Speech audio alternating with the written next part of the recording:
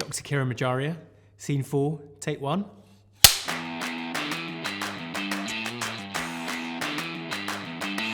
I recently bought a house, and there are so many things I didn't know about buying a house as a doctor that I wish I knew sooner. The first one is that it can be easier to get a mortgage for a house when you're in training compared to being a locum.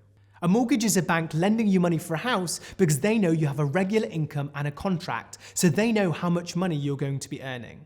When you become a locum doctor, say in FY3 for example, you don't have a contract necessarily, so it can become difficult for them to predict how much money you're earning.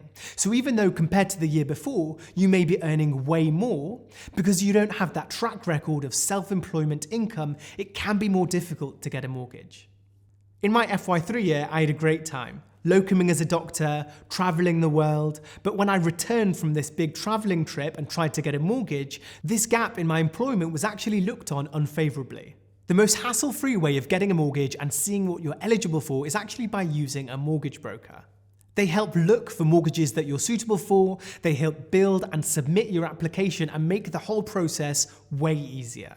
For example, Wesleyan Financial Services are a free mortgage brokering service for doctors. And because they're used to working with doctors, they may have access to lenders who are willing to consider a shorter self-employment time, for example, 6 months. And I know this has been a lot of information, so if you've forgotten any of it, you'll be able to download everything after this workshop in the FY1 Survival Guide.